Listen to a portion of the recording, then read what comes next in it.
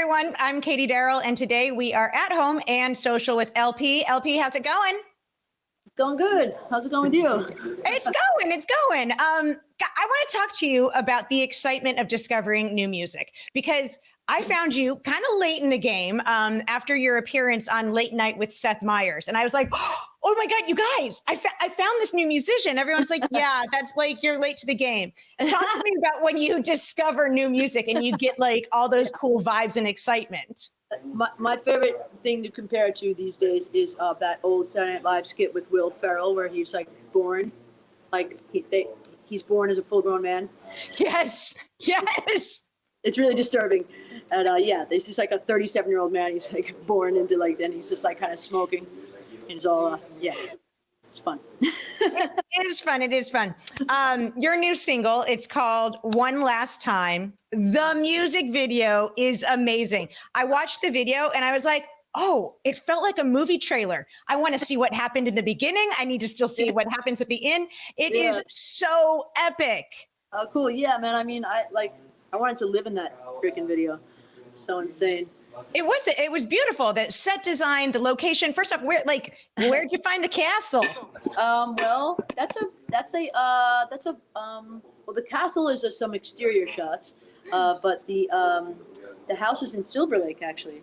It's like this. Get out! Yeah, it's called Paramore Estates, and it's like this old house there, and very like kind of like F. Scott Zelda kind of shit going on, like yeah.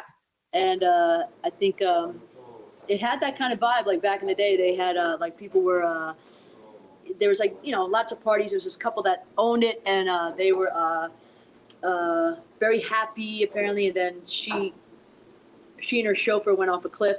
Oh, as people do, rich people do. Very tragic, but yeah. So yeah. Well, watching the video and watching the party, it reminded me of something you would see back at like Hearst Castle, a big Well, party. dude, actually, like that was the inspiration. We were like, because we were almost like, can we get it? Maybe can we get into Hearst Castle? Hearst Castle, and then Steven and Mike found this place, and it was like, whoa, yeah, it's like it was so cool. I don't know why I didn't get any video of it. Like I should have done like a walkthrough. Like, oh yeah, you should have been doing like a cameo from there, a couple birthday shout outs. Yeah, right. Yeah, just like me, like like living large at this place for one day, but I like keep 27 videos on my phone. Yeah, feet kicked up at the pool.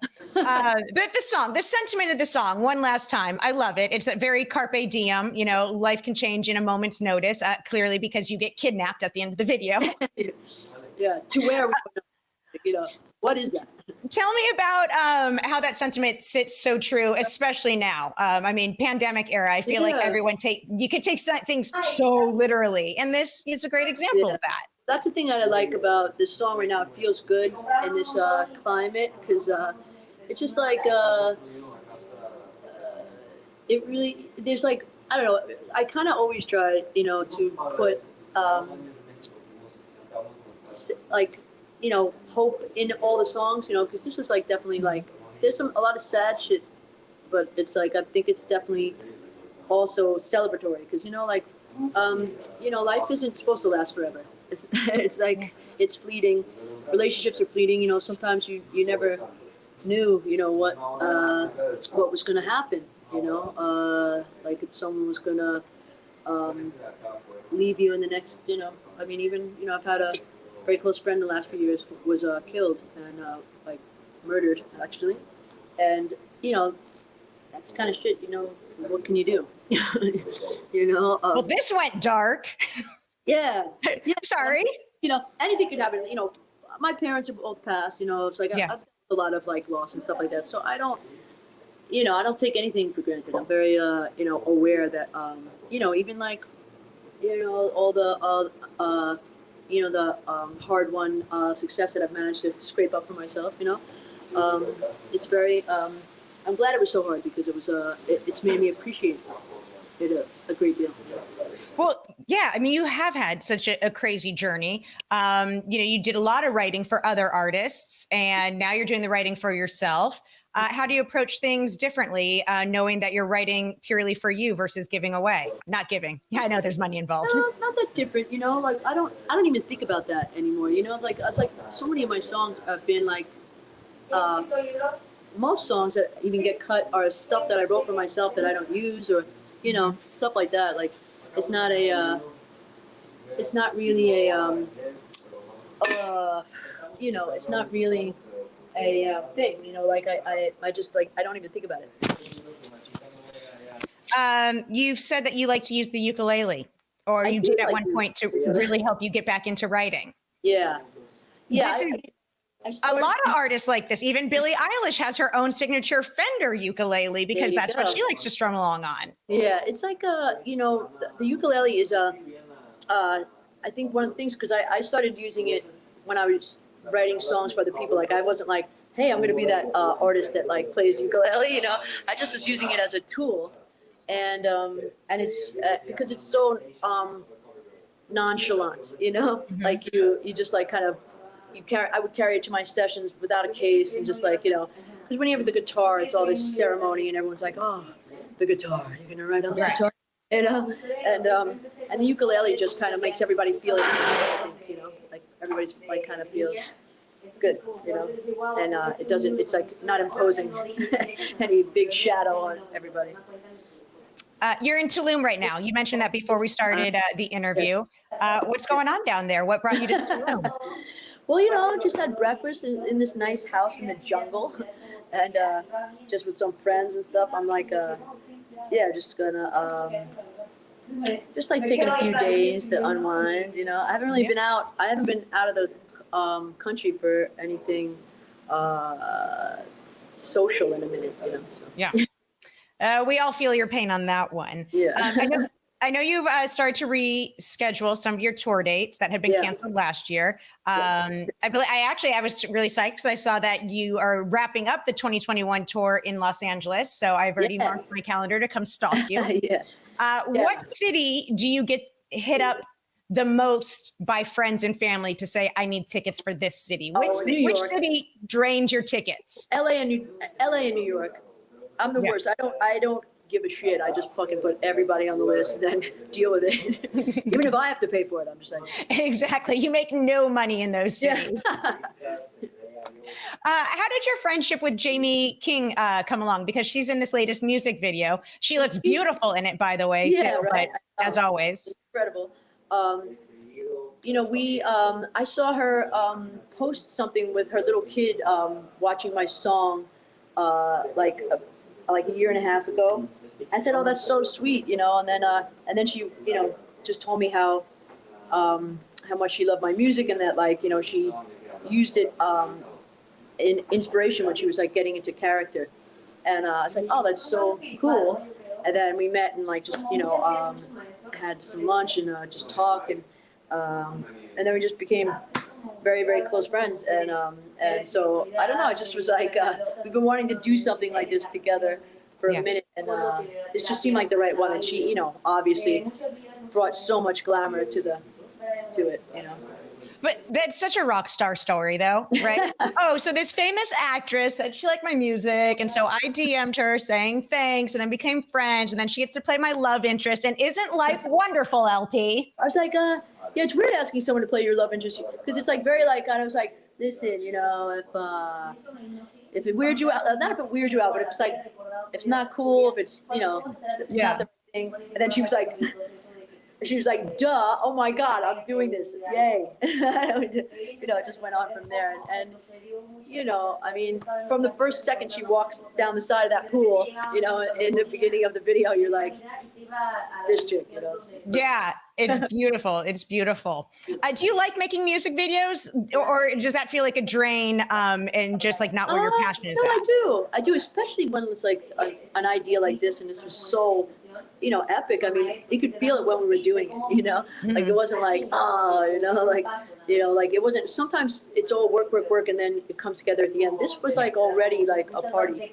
Sorry, I'm gonna put this down. I feel like I'm ruining your vacation. I'm going to try and wrap it up pretty quickly. All right, so we need to. I need to try and steal some information out of you. Can we get a little farther away? Like, no one needs to see me sweat close up. Yeah. Luckily, it's not smell-o-vision. Smell-o-vision. You have a new album. It's coming out. Yeah, I mean, yeah, it's this record is like, it's just been such a journey. I've been so in it because of like, COVID and everything, and I wrote a lot more songs this year than I probably would have had I been on the road, and when we got to like this single, even I was not in One Last Time world, I was in all these other songs world, and I was like, ooh, do I even want to release this? Like, not do I want to, but like, I'm like, so not, like, I don't remember my headspace with this song. And then when I made the video and did all the things, I was like, oh wow, yeah, I forgot how much I love this song, And there's so many special things about it, like with my guitar player, it's his first song with us, me and Mike, and it's cool. Let's talk the world of collaborations. It seems like that's all the buzz these days. People want to collaborate, and there's all these people, mixing things together.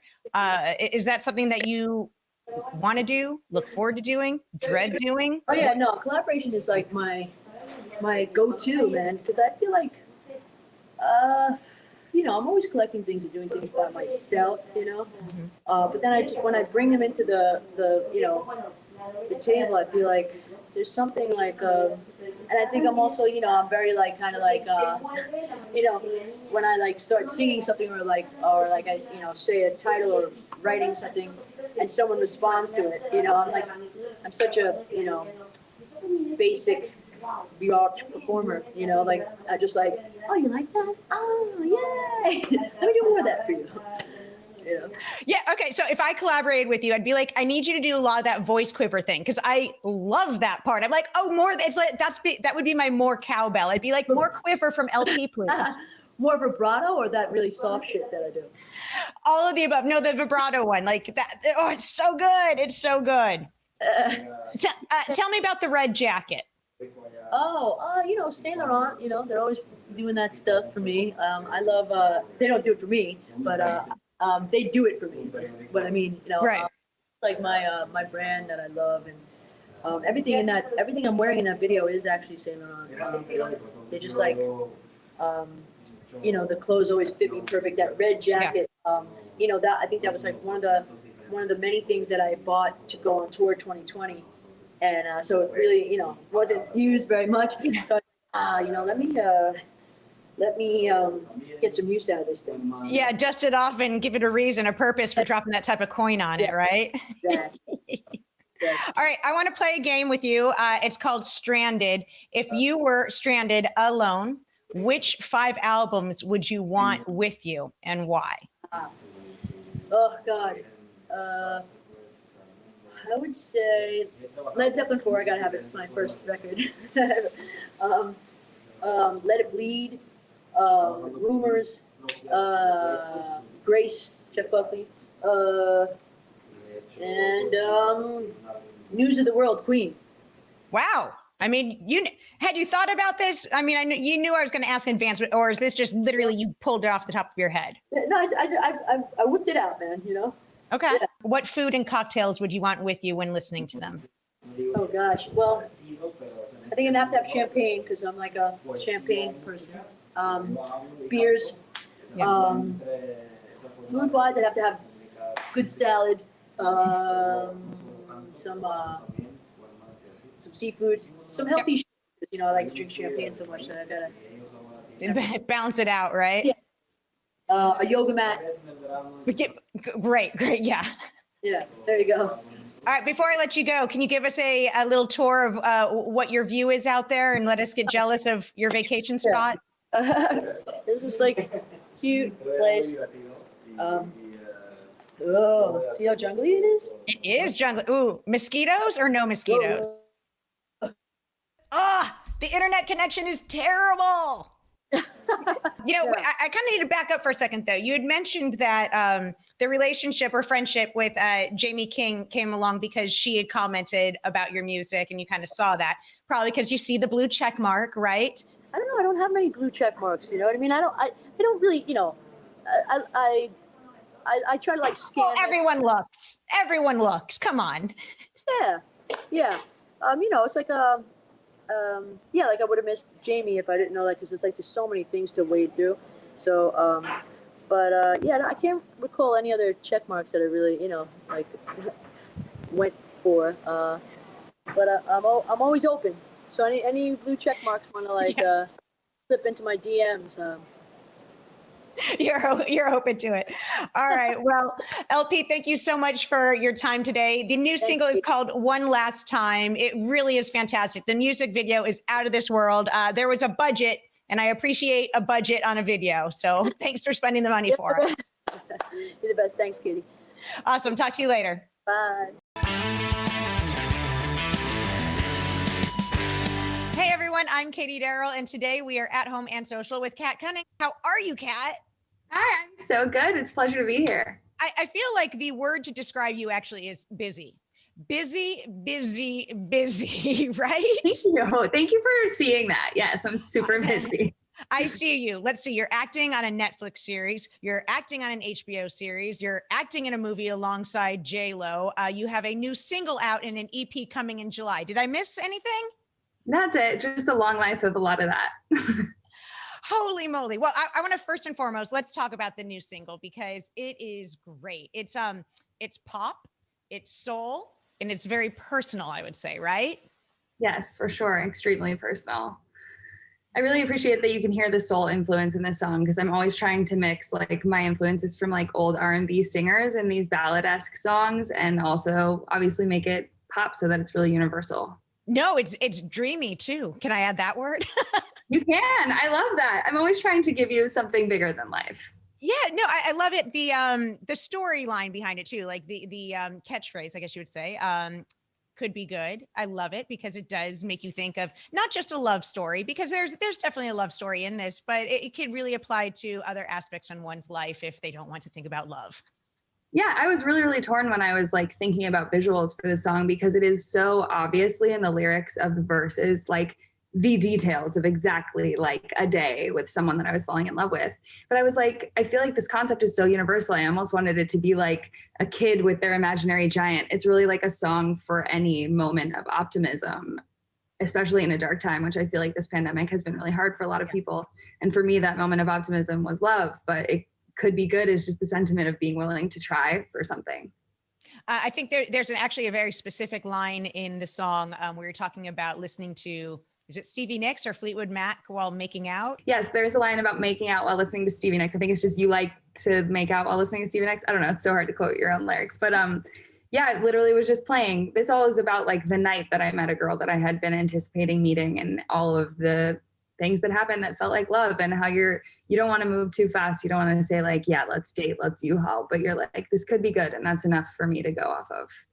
Well, Could Be Good is your new single. It is out now, and the EP is coming in July. What can we anticipate from that? You can anticipate a lot of love and feelings and a lot of heroism. I try to be the hero for my fans, but there's also a whole other side to me that's a little bit more of the villain. It's a little more biting and curt. And I also went through a breakup. So it's a lot of stuff that happened in this last year coming out as a full picture of my personality. I want to fangirl out with you for a moment, because just last week I got to interview LP, and yes! I know you got to open for LP. Yes. How great is she? She is incredible. So incredible. That was my first tour, if you can believe it, was opening for LP. Wow. And I could not have chosen better. She is such a pro, and like so disciplined to be able to sing for 2 hours the way she sings, but also to be such an actual real life rock star. Like I was starstruck the whole tour, and now we're good friends, and I'm really lucky to have her as a mentor. So there you are. It's your first tour. You're out with LP, who's this international rock mega superstar. Then, obviously COVID hits, and now you have new music out, and, things are opening up, and hopefully you're going to get to go out on the road. Who do you have your eye on? Who do you think you would pair well with as a touring partner? Oh God, that's such a question. There's so many great artists out there. And the music I like is so different from the music that I am like, but I can tell you that I was paired up to open for Ali X before things hit. The week that they hit, I was in a rehearsal when I found out I would be in lockdown for the whole 2 years. So that's one. But like I wouldn't be shy to say like Halsey or like In a Perfect World. It's a different genre, but While We're Dreaming, Rihanna, who cares? Ooh, I like it. I like it. How do you juggle let's just say it's an emotional strain to be an artist. I've heard. I am not an artist. So how do you juggle the emotional drain that it puts on you to be writing music, but then also acting, and still at the end of the day have to come home and be yourself? Well, I guess it's that they are all still me. It's definitely emotionally draining, and the best way to find support in that is to have people in your life that ground you, that will tell you who you are when you get a little lost, and also to do your best to make art. Like I do my best to make art that brings me back to me. Especially music it's always a struggle to exactly find your sound or build a career where you're going to exactly be yourself. But I try to write songs that I know I can stand by and words that I know I could sing for years and years. And in acting, I get to disappear from them. So they really, really balance each other out. I have a lot of my ego and a lot of escapism in both of my works. All right. Nice to meet you. Have a good one. Nice Okay. to meet you too. Bye. Bye. Hey there. Thanks for watching Access TV. Subscribe, follow, like, and do all the good stuff. And make sure you leave a comment below. I don't know. Just let us know what your favorite Access TV show is, or who your favorite bands are, and what artists you're into, or just say hi, man. I like to be told hi. We love hearing from you. That's the point, all right? Keep it coming.